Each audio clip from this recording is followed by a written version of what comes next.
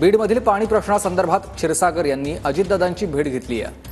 क्षीरसागरांच्या भेटीवरील प्रश्नावर अजितदादा पत्रकारांवरच संतापलेत। संदीप क्षीरसागर शरद पवारांच्या राष्ट्रवादीचे आमदार आहेत।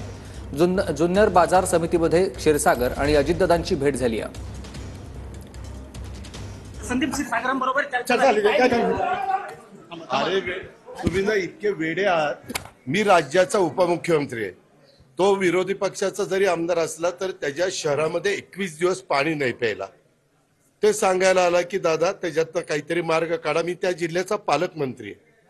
आता पालकमंत्री असल्यानंतर लोकप्रतिनिधी येणार ना, भेटणार। तातडीची गरज म्हणून तो मला शोधायला इथं आला आणि आम्ही जेवत असताना त्यांनी मला सांगितलं आणि मी तिथं आता फोन केलेला आहे। मार्ग काढायचा प्रयत्न माझा चाललेला। अजितदादा हे आमचे पालकमंत्री आहेत। आमच्या बीड नगरपालिकेचा पाणी प्रश्न फार गंभीर आहे।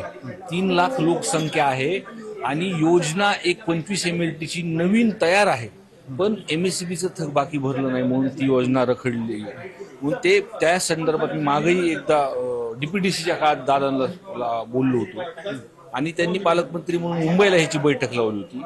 त्या अधिकाऱ्यांसंबंधित पण बोलले होते। कुठेतरी मागं पुढं काही प्रशासनकडून होत होतं म्हणून परत त्यांच्या कानावर टाकायला आलो होतो आणि तो प्रश्न त्यांनी मार्गी लावला।